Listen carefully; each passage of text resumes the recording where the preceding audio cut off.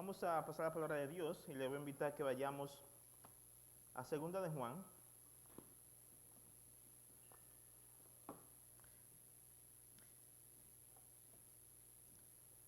Segunda de Juan, vamos al capítulo, la marcha de un capítulo. Vamos a estar en los versículos 6 a 4 hasta el 6. Y de para como ya tenemos como unas cuantas 2 o 3 semanas que no volvíamos a esta serie de Juan, vamos a refrescar un poquito su memoria. Si ustedes se acuerdan, comenzamos a estudiar esta carta de Segunda de Juan y habíamos dicho que el tema que estamos viendo es la hospitalidad cristiana de la iglesia. La hospitalidad cristiana de la iglesia. Y nosotros vimos la primera parte aquella vez, cuál era la base, cuál era el cimiento de la hospitalidad cristiana. Vimos eso el primer punto y estuvimos viendo aquí en el versículo 1 hasta el 3, cuál era la base de esa hospitalidad cristiana. Es importante porque cuando se habla de hospitalidad cristiana no estamos solamente hablando en el sentido de la iglesia, pero también en el sentido de nosotros como creyentes, cuando recibimos personas también. Y estamos viendo qué es lo que gira, qué es lo que guía la hospitalidad cristiana. Hay una base. Hay mucha gente que hace un tipo de hospitalidad, pero ¿por qué es distintivo de hospitalidad cristiana? Porque la hospitalidad cristiana está movida por los valores, principios que Dios pone en su palabra. Entonces, esto es lo que hace una hospitalidad cristiana. Hoy vamos a estar viendo, mis hermanos, el segundo punto de esta serie. Pero pensando un poquito en estas dos palabras que voy a mencionar, paz y amor. La paz y amor es un grito, parece que se oye por todos los sitios, donde las personas andan buscando la paz y el amor. La buscan sin cesar, paz y amor, en estos tiempos turbulentos que estamos viviendo. Muchos se frustran tratando de buscar la paz y el amor, tratando de experimentar esa paz y ese amor. Y eso es bueno, tratar de buscar la paz y el amor, eso es bueno. Vale la pena buscarlo.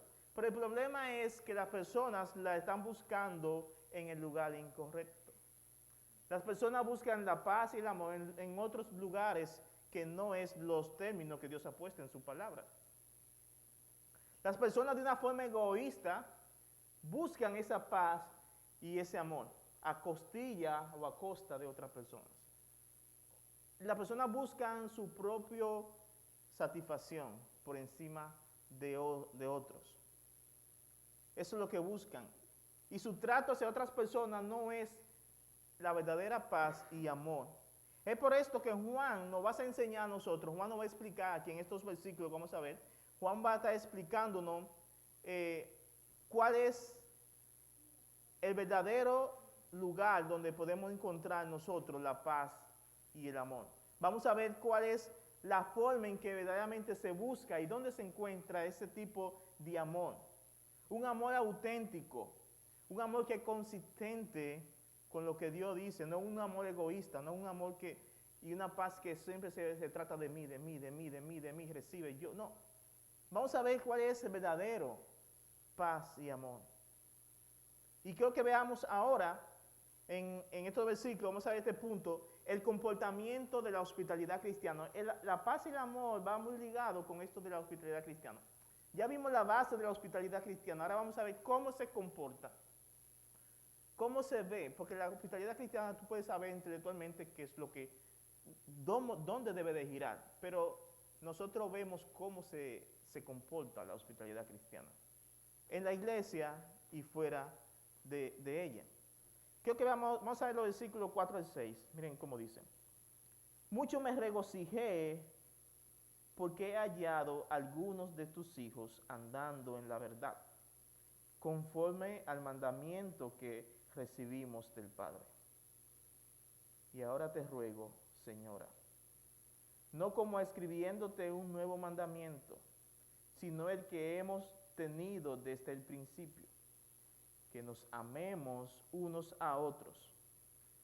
Y este es el amor, que andemos según sus mandamientos. Este es el mandamiento, que andéis en amor, como vosotros habéis oído desde el principio. Si usted se percata en este primer versículo, bueno, este versículo 4, usted se da cuenta que el gozo, había un gozo que estaba inundando el corazón de Juan por los creyentes de la iglesia de la Señora Elegida. Recuerde que yo le había dicho a ustedes que la Señora Elegida, según el punto de vista que he dotado yo y que dotamos esta iglesia, es la iglesia. Algunos piensan que es una señora literal, pero se refiere a una iglesia. Tiene un gozo que rebosa al escuchar que algunos hijos, algunos creyentes de esa Señora Elegida, de esa iglesia, andaban en la verdad. Dice él, me regocijo, dice, mucho me regocijé en pasado. Mucho me regocijé. Es interesante porque esta palabrita, hay dos palabras que conforman esa frase, mucho me regocijé en el griego, y son dos palabras, la palabra lian y la palabra ejaren. Estas dos palabras significan en un sentido muchísimo, muchísimo, no poquito, muchísimo me alegré. Me alegré abundantemente como un río desbordando, dice de Juan. ¿De qué se alegró? Me alegré en mi corazón. Me llené de gozo, un gozo profundo, al yo escuchar que algunos miembros de tu congregación, o algunos hijos tuyos, como dice él, andaban en la verdad de Dios. Esto es maravilloso porque el gozo que debe venir a nosotros cuando tú escuchas que alguien se ha acercado a Dios, debe ser un gozo como el de Juan. Qué gozo, no importa que no sea tu familia, pero si alguien en tal lugar que tú conocías, y si lo conoces mucho mejor, porque hay un vínculo más personal. Wow, qué bueno escuchar que fulanito, que era así, ahora anda en la verdad. O aquel creyente que iba a la iglesia y que se comportaba así, parecía como que estaba y no estaba, hoy en día es un líder, es un pastor o anda. Eso debe llenar de gozo a uno. Y Juan se regocijó realmente. Juan no estaba aquí como haciendo un tipo de pantalla, siendo lisonjero, o siendo un poquito como hipócrita. No, Juan no estaba haciendo esto. Juan realmente se estaba gozándose. Juan estaba eufórico por esta noticia de que estos hermanos andaban en obediencia a la revelación divina de Dios. Ellos andaban en obediencia. Cuando dice que andaban en la verdad, significa que andaban obedeciendo a Dios. Andar en la verdad es eso. Yo andar en obediencia. Y vamos a ver más adelante en qué se refiere Este gozo de Juan era un gozo genuino, mis hermanos. Juan estaba realmente gozoso. Juan aquí no está exagerando. Juan aquí no está como queriéndose consagrar con estos hermanos diciendo cosas bonitas. No. Lo que él está diciendo era real. Él estaba alegre y gozoso. ¿Y sabe por qué yo pienso que era real? Porque Juan, no solamente ese gozo que demostró a estos hermanos, porque algunos andaban en la verdad, no era solamente con ellos. A otros, diferentes, otros hermanos, lo mismo, la misma expresión. Vaya conmigo a la tercera carta, tercera carta de Juan, y ve el versículo 3 y 4. Dice, pues mucho me regocijé. Aquí está hablando a un amigo que se llama Gallo. Dice, mucho me regocijé cuando vinieron los hermanos y dieron testimonio de tu verdad, de cómo andas en la verdad. Acerca de Gallo, Juan Gallo, a quien le escribió, dice, wow, yo me sentí gozoso cuando aquellos hermanos vinieron y me dieron esa noticia de que tú andas en la verdad. Sigue diciendo versículo 4. No tengo yo mayor gozo que el oír que mis hijos andan en la verdad. Tal vez tú dirías, Juan se siente muy alegre de disfrutar, y no era así, de disfrutar de su casa. Está gozoso de disfrutar de su casa. O está gozoso de su congregación. Juan dice, no, yo no tengo mayor gozo. Yo no tengo mayor gozo que ¿cuál? Oír que mis hijos andan en la verdad. Él llama a sus hijos porque un pastor que tiene ovejas y que pasa tiempo con su persona, y más a la edad de Juan, que estaba como en los 93 años, la congregación eran sus hijos. Dice, yo no tengo un mayor gozo que este, ¿cuál? Escuchar que mis hijos andan en la verdad. Volviendo al versículo 4 y 2, Juan había oído esta buena noticia por parte de la hermana, de los hijos de la hermana de la señora elegida. Ese trabalengua está un poquito confuso. Pero si usted se va al versículo 13, usted se da cuenta que la señora elegida, que Juan le escribe aquí en el versículo 1, tenía una hermana, pero eso que yo digo que no era una señora, era una iglesia. Y dice en el versículo 13, los hijos de tu hermana, la elegida, también se llamaba igual que ella, te dan saludo. Amén, así termina la carta. Es interesante porque él menciona en el versículo 1 una señora elegida y dice que esa señora elegida tiene otra hermana que se llama también elegida. Es una forma que se usaba en aquel tiempo porque las congregaciones se llamaban la elegida porque somos elegidos los que estamos en ella. Entonces, esta noticia Juan la recibió de esta otra iglesia que le trajo a Juan el mensaje. Mira, la señora elegida tienen sus hijos, andan en la verdad, algunos por lo menos, andan en la verdad. Y Juan se alegró. Sabrá Dios cuántas veces Juan tuvo que estar llorando por ellos, sufriendo. Y cuando escuchó esa noticia lo llenó de gozo. Pero también Juan da a entender, si ustedes se fijan aquí en el versículo 4, Juan da a entender que habían algunos cristianos, algunos que no andaban tan bien. Eso es lo que está implícito. Dice, me alegré, porque la palabra dice, versículo 4, me regocijé porque he hallado algunos, él no dijo todos, algunos de tus hijos andando en la verdad. Esto implica que habían algunos, no quiere decir que no eran cristianos, pero que no andaban tanto en la verdad o en la obediencia. Andaban como tal vez un tipo de cristianismo light, o andaban con un tipo de religiosidad, pero no andaban en la verdad. Juan no quiere decir que ellos no eran cristianos, simplemente que no habían afirmado, no habían tomado ese compromiso de obediencia a Dios y de andar en las cosas de Dios, siendo ejemplares. Ellos no andaban, quiere decir que ellos no andaban alineados a las cosas que Dios había establecido. Dice John MacArthur, dice, la verdad de la palabra de Dios se debe vivir así como se debe creer. Las dos cosas, vivirla y creerla.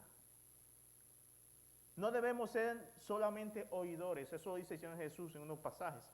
No debemos ser solamente oidores, sino también vivir la verdad de Dios, vivir su palabra como un estilo de vida. Esa es la gran diferencia de lo que yo profeso y lo que yo soy. Yo puedo profesar algo, pero yo soy lo que yo vivo. Entonces, Juan aquí se da cuenta de que algunos no estaban andando tan bien. Y precisamente la palabra andar, hay una palabra aquí que aparece, la palabra andar en este verbo, en este versículo, significa esto mismo, significa comportarse, significa conducirse, significa vivir, es tener una vida, un estilo de vida continuo, como andando en obediencia a la verdad de Dios. Eso es lo que Juan está diciendo a estos hermanos, y así andaban aquellos que él vio. Ahora, la parte B de este versículo 4 dice él, me alegro de que andaban ¿dónde? ¿Andaban en qué? Andaban conforme al mandamiento que recibieron del Padre.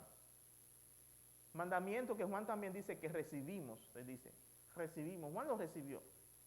Y también nosotros, ese mismo mandamiento lo recibimos. Ahora, sin duda, usted se da cuenta que el mandamiento que Juan había recibido era el mandamiento de andar en la verdad. No es otro mandamiento más que ese. No era un mandamiento X. No es este, no. El mandamiento que recibieron del Padre y que nosotros recibimos, ¿cuál era? Andar en la verdad, en la palabra de Dios, que significa andar en obediencia. Esto no se está refiriendo, como ya he dicho, a un mandamiento específico, porque alguna persona puede decir, no, pero, si es un mandamiento específico, con que yo obedezca a ese, ya la hice. No es así. No es que andamos con ahí haciendo el cliché, tac, tac, aprobado esto, aprobado, aprobado. No. Al fin y al cabo, eso es como esclavizarse a la ley otra vez. No vamos a poder lograr nunca. Si no entiendes que tú vives, fuiste salvado por gracia y vives la vida cristiana por gracia, vas a fracasar. O vamos a vivir frustrados siempre. Porque no se trata de lo que yo haga para agradar a Dios, ya Cristo lo hizo. Ahora, esta misma idea de andar en el mandamiento de Dios, esa misma idea, nosotros la encontramos en otros pasajes. Por eso que yo digo, cuando tú quieres saber ampliar algo en la Biblia acerca de qué quiso decir Juan que andemos en el mandamiento que recibimos del Padre. Bueno, busca en la misma Biblia porque la misma Biblia responde a la misma Biblia. Miren cómo dice el Salmo 19.8. Yo no lo puse en pantalla, pero usted debe buscarlo. El Salmo 19.8, si no solamente escúchelo. Los mandamientos de Jehová son rectos, que alegan el corazón. Aquí viene una palabra clave. El precepto de Jehová es puro, que alumbra los ojos. El precepto de Jehová es una palabra, es lo mismo. Significa todo el consejo de Dios, significa todos los mandamientos de Dios. Ahora en el Nuevo Testamento, en Timoteo 6, 13 y 14, 1 Timoteo 6, versículos 13 y 14 dice, te mando delante de Dios que da vida a todas las cosas y de Jesucristo, que dio testimonio de la buena profesión delante de Poncio Pilato, le dice a Timoteo, que guardes el mandamiento sin mácula ni reprensión hasta la aparición de nuestro Señor Jesucristo. Pablo le encomienda encarecidamente a Timoteo, Timoteo, mira este mandamiento que tú recibiste delante de hombre, que lo guardes el mandamiento el cual tú recibiste, que guardes el mandamiento que recibiste. Ese mandamiento es la palabra de Dios, es el compromiso con la palabra de Dios. Ahora, esto nos lleva a nosotros a pensar en una forma de aplicación. ¿Cómo esto se ve en mi vida? ¿Cómo esto se aplica? ¿Cómo esto se ve reflejado? Bueno, mis hermanos, vivir la vida cristiana en obediencia a la palabra de Dios, de verdad, eso trae a nosotros un gozo increíble. Una satisfacción interior, que tú puedes estar pasando por el sufrimiento, por la prueba, pero tú tienes ese gozo que el mundo no entiende y la persona no entiende, al menos que conozca al Dios que del gozo. Y eso es cuando tú andas en comunión, en obediencia a la palabra de Dios. Pero también alegra el corazón de los hermanos que andan en la verdad. Cuando tú hablas la palabra de Dios, eso alegra el corazón de otras personas que también hablan en la verdad. ¿Cuántas personas no se gozarían al escuchar que tú que estás aquí y tal vez tienes tu familia en México, wow, qué bueno escuchar que fulanito y fulanita están yendo a la iglesia? Y no solamente están en la iglesia, sino que se están dejando transformar por Dios. Esas personas se gozan porque ellos también están en la verdad. Pero no solo eso, también tú te gozas de escuchar de otros. Eso debe traer gozo a nosotros. Hace tanto hablé con un pastor que tenía muchos años que no veía personas en su país. Y conocía a personas que cuando él estaba allá andaban en el bajo mundo, en la calle, o eran cristianos light y andaban con su vida desordenada. Y después de muchos años él fue y se gozó tanto, dice, da el testimonio, cuando vio familia, wow, yo vi a fulanito que cualquiera dijera que no había esperanza con esa persona. Casado, con familia y sobre todo andaba en la cosa de Dios. Y vi a esta persona por aquí. ¿Por qué? Porque da gozo. Debe traer alegría cuando tú ves a alguien. Debe traer gozo cuando tú ves que alguien está en los caminos de Dios, porque significa que esa persona ha sido arrebatado de la garra del enemigo, ha sido trasladado del mundo de las tinieblas a la luz de Dios. Pero debemos tener un gozo genuino, sincero, real, que lo sientas, así como Juan lo hizo. Juan no estaba haciendo aquí nada más parlachín, hablando, no, estaba realmente, sinceramente, en serio, y sentí ese gozo de saber que algunos hijos de esta hermana elegida, la iglesia a la que le escribió, andaban en los caminos de Dios. Eso le trae mucha alegría. Es interesante, y lo cuento un poquito, es interesante que aunque cuando yo me convertí al Señor, al principio, bueno, fue el primero de mi familia, y mi papá, mi familia que no es creyente, ellos, aunque no eran creyentes, algo decía, esto decía mi papá, o lo dice. Para mí me da mucho alegría y gozo saber que tú estás en el camino de Dios. Porque para que esté en el mundo, eso es lo mejor.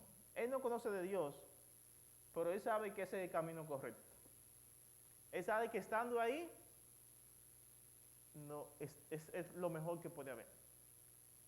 Y por eso él se sentía orgulloso y alegre. De paso, un hijo que viene trayendo nada más solamente dolores de cabeza a su padre es como una maldición.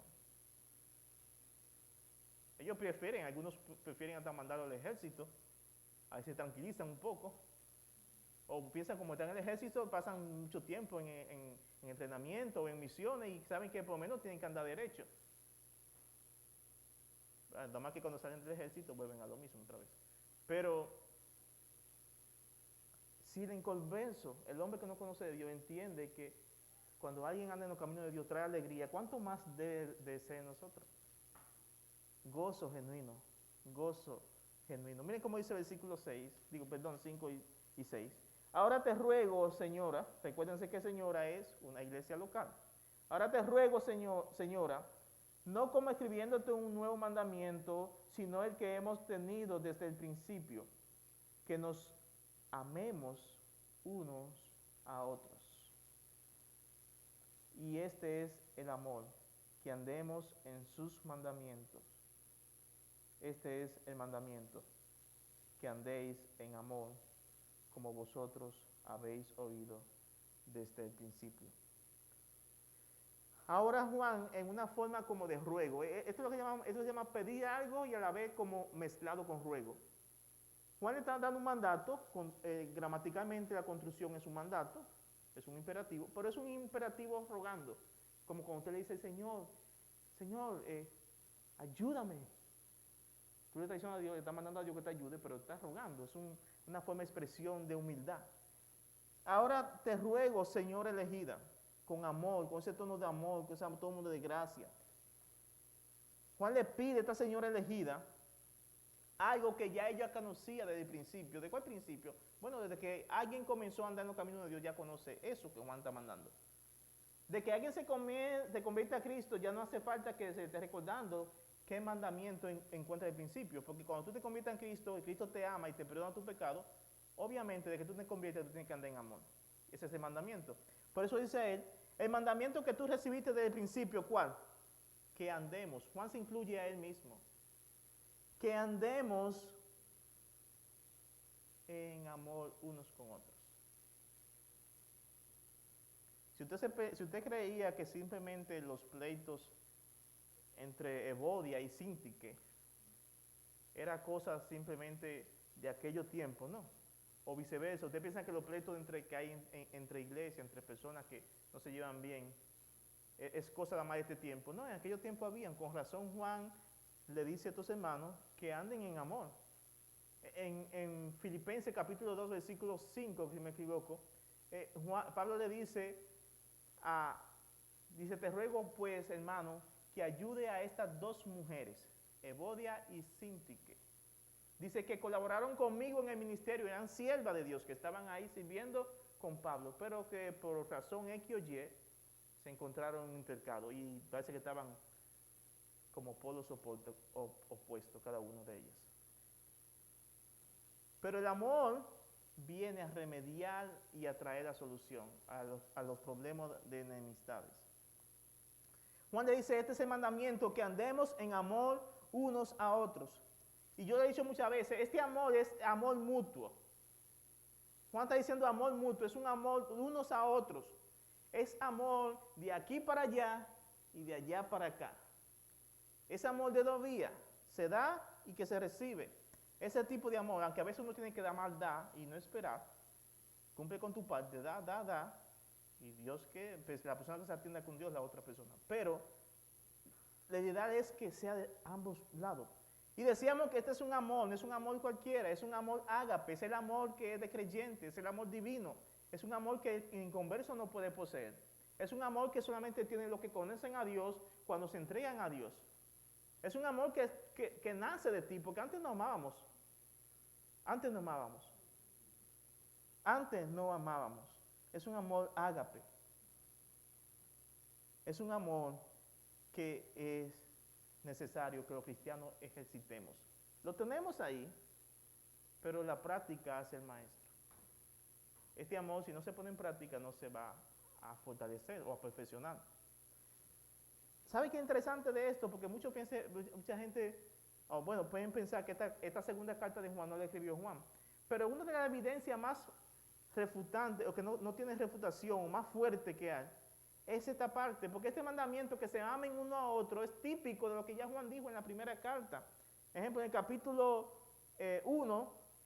2, versículos 7 al 11 y capítulo 4, 7 al 12, Juan habla de lo mismo, el mandamiento de amarse unos a otros. Amarse unos a otros es la misma idea que Juan dijo en la primera carta.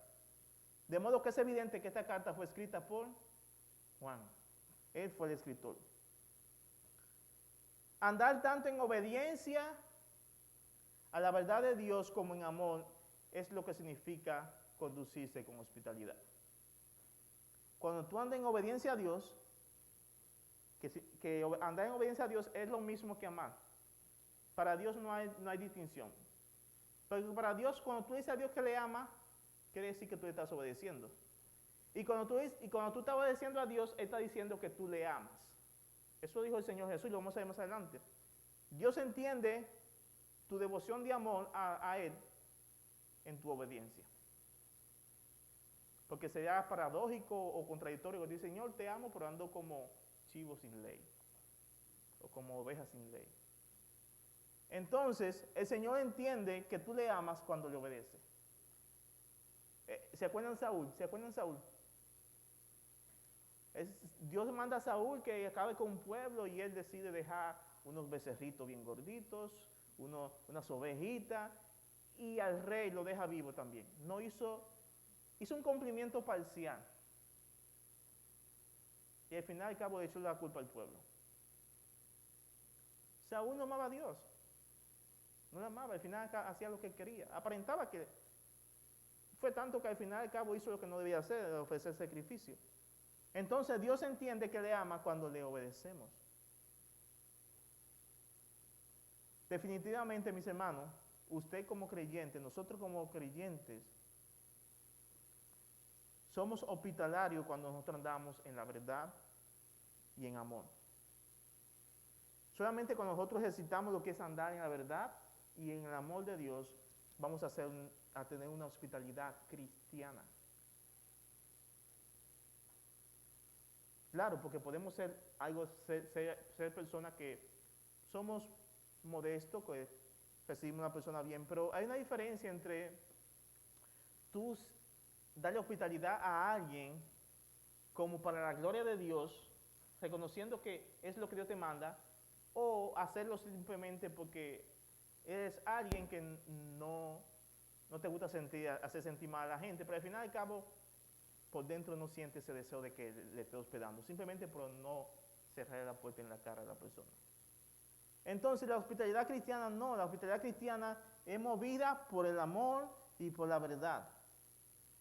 La hospitalidad cristiana es movida sabiendo, como dice la palabra de Dios, que algunos por ser hospitalarios buenos hospedaron a ángeles sin darse cuenta, dice la Biblia. Algunos que fueron hospitalarios bien buenos hospedaron a ángeles sin darse cuenta, porque esa era su forma de hospitalidad. Es interesante que Juan no define aquí el amor como un sentimiento, como algunas personas, amor es sentimiento, no. Juan aquí define el amor como una obediencia a los mandamientos.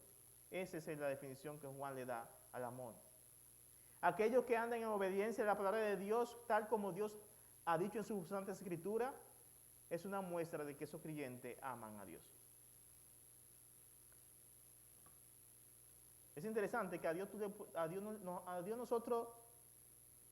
le importa que nosotros digamos cuantas veces queramos, Dios te amo, te amo. Si al final del cabo nosotros no le obedecemos. Si al final del cabo no andamos agradándole en su palabra. Escuchen como dijo el Señor Jesús, lo voy a leer en la Biblia, Nueva Traducción Viviente. Bueno, esto lo dijo Juan también, pero vamos a ver Jesús. Primera de Juan 5, 2 y 3. Primera de Juan 5, 2 y 3. Sabemos que que amamos a los hijos de Dios si amamos a Dios y obedecemos sus mandamientos. Amar a Dios significa obedecer sus mandamientos. Sus mandamientos no son una carga difícil de llevar. Dice Juan que no son difíciles. Si amamos a Dios, vamos a amar a otro. Esto es como algo, causa y efecto. ¿Tú amas a Dios? No hay razón para la cual tú no amas a otro. Porque cuando tú te inundas del amor a Dios, automáticamente vas a terminar amando a otros. Pero Juan escuchó esto de Jesús, cuando Jesús le dio ese mandamiento, cuando él apenas estaba en entrenamiento con Jesús. En Juan 14, el Evangelio de Juan, 14:15, miren cómo dice, Jesús le dijo, si me aman, obedezcan mis mandamientos. Si me aman, obedezcan mis mandamientos. Y uno diría, ¿será que el Señor dudaba del amor de ellos? Bueno, porque el Señor no le importaba que los discípulos dijeran que le ama. Él lo que quería ver que le obedecieran, porque eso significaría que le aman. Es interesante que cuando el Señor le dice a Pedro, después que Pedro lo traicionó, ¿se acuerdan que lo traicionó? Y que lloró amargamente, le dice 3 veces, Pedro, ¿me amas?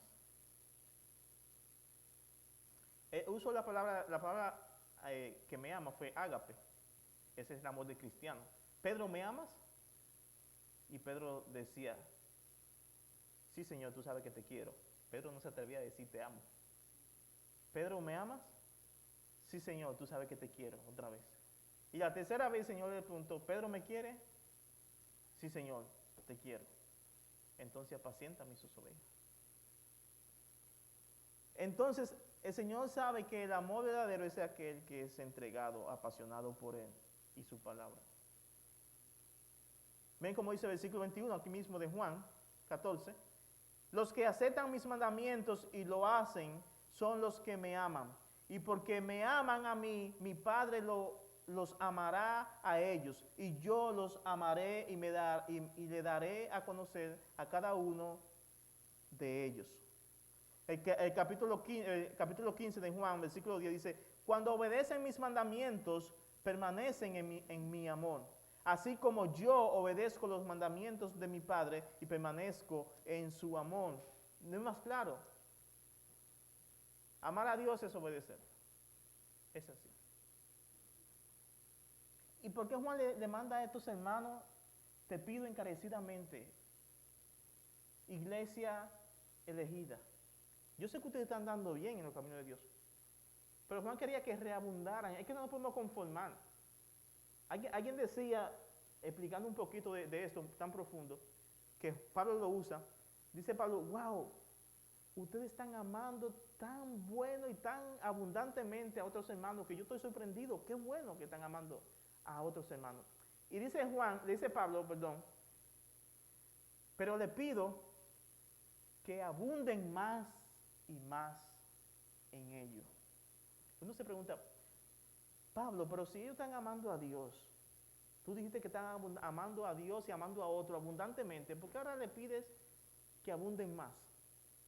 Y uno como que dice, ¿y qué es lo que está buscando Pablo?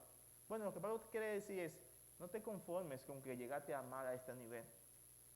Y alguien le explicó esta fórmula de un ejemplo. La idea es que si hoy domingo Pablo te encontró a ti amando abundantemente, mucho, y ese gozó de eso, él quiere que cuando él venga dentro de un año no te encuentre en el mismo lugar de amor. Quiere que te encuentre más allá. Eso significa que abunde más. Es por esto que Juan le manda a esta iglesia, te mando este mandamiento, te ruego que anden en amor, porque debemos de ejercitar ese amor más y más. Este estilo de vida, de amar a Dios y amar a otro, es lo que nos hace diferente a nosotros como cristianos. Esta es la base sobre la cual se construye la hospitalidad cristiana. La hospitalidad cristiana se construye sobre la base del amor, el amor bíblico. Cuando andamos así, vamos a ser hombres y mujeres piadosos y bíblicamente hospitalarios, aquí en la iglesia y en nuestros hogares y más allá de ellos. No daremos una hospitalidad cristiana, porque hay personas, como decía, que hospedan a alguien o le reciben a alguien, pero no con la intención y con las ganas y el deseo de hacerlo. Solamente están siendo modestos. Pero por dentro es otra cosa. Y hay otro que ni la puerta le abren. Ambos están mal. Ambos están mal. La hospitalidad cristiana es una hospitalidad bíblica. Ahora, el reto o el desafío que nosotros tenemos, el reto que tenemos y el desafío es precisamente ese, ¿cuál? Andar, vivir, conducirnos, practicar, mostrar, caminar hoy, mañana en la verdad y amor para con Dios y para con otros. Ese es el reto. Ya lo sabemos. Ya lo sabemos, pero el reto es hacerlo. Y es interesante porque si tú quieres verdaderamente, si queremos ejercitar amar a otro, tenemos que ligarnos con otras personas. Mira, yo no sé, pero tú nunca vas a aprender, nunca vamos a aprender a crecer en nuestra vida cristiana si no nos relacionamos con otras personas. Porque únicamente tratando con personas difíciles es que tú vas a ejercitar la paciencia, el amor. Uno, si tiene el complejo de monasterio como aislado y creyendo que así yo voy a crecer espiritualmente, simplemente te está llenando de información, pero que al final no se está viendo. Es como alguien que va al ejército y se entrena. Él recibe todo el conocimiento, todo el entrenamiento, pero la verdadera entrenamiento se va a ver cuando esté en el campo, bregando con el enemigo, en las situaciones difíciles. Es ahí donde él se fortalece o va a saber de qué está hecho o va a crecer. De modo que nosotros, nuestro campo de prueba es para crecer en amor y tratando con otras personas. Es cuando tú tienes que gruñirte los dientes, apretártelo, porque esta persona no merece que yo le ame, pero Cristo me manda que le ame, le voy a amar. Aunque me duele, pero lo voy a hacer. Y ahí vas a crecer más. Esto nunca es fácil, no es fácil. Yo no digo como que es una varita mágica. No es fácil. Pero tú no estás solo. Tú no estás solo. Nosotros tenemos la gracia de Cristo. Nosotros tenemos todos los recursos de la gracia para poder crecer y lograr y ser cristianos que amemos y que andemos en la verdad, en obediencia. También tenemos el Espíritu Santo. La palabra dice que el Espíritu Santo nos ayuda en nuestras debilidades. Siempre y cuando nosotros andemos en Él, como dice Romanos 8 y Gálatas 5. Si andamos en el Espíritu, vamos a andar con esa gracia de Él. Pero debemos de perseverar en hacer esto, debemos de perseverar, no cansarnos. Si caes en amar a otro o en andar en la palabra de Dios, no te quedes en el suelo, levántate. Y sigue adelante con la gracia que te sostiene. Es un pasaje que siempre me ha ayudado mucho en los retos de la vida, cuando tenemos que crecer o cuando uno está por tirar la toalla muchas veces. Son pasajes como esto. Gálatas 6:9. Gálatas 6:9, con esto cierro. No nos cansemos, pues, de hacer el bien, porque a su tiempo segaremos si no desmayamos. No cansemos de hacer el bien, porque a su tiempo segaremos si no desmayamos. Es así como se muestra la hospitalidad, sintiendo un gozo real, porque otros andan en la verdad, mostrando el amor. Andar en el amor, tal vez no lo dije más claro, pues significa andar mostrándonos. más que expresión. Que Dios nos ayude, tenemos los recursos de la gracia para hacerlo. Ahora debemos hacernos de ello, debemos tomarlo y hacerlo. Vamos a orar. Señor, gracias por tu palabra, gracias por este tiempo, Señor, que tú nos confrontas y nos hablas a que ese gozo que trae cuando alguien anda en tu palabra sea una realidad en nuestra vida. Ayúdanos, Señor, a gozarnos verdaderamente, pero también ayúdanos a amarnos unos a otros. Ayúdanos, Señor, a poner lo que podamos, la actitud correcta para amar a otro, pero también a socorrernos en tu gracia para que ella nos empodere y así podamos tomar los recursos que tú tienes en tu palabra, como el Espíritu Santo, la comunión, lo que somos en ti, para poder amarnos unos a otros. Ayúdanos a andar en tu verdad, en tu palabra, mostrando amor, pero también siendo obediente, que es la forma en que tú entiendes cómo que te amamos, Señor. Gracias por lo bueno que tú eres. Te alabamos, Señor, y te glorificamos. En el nombre de Cristo Jesús. Amén.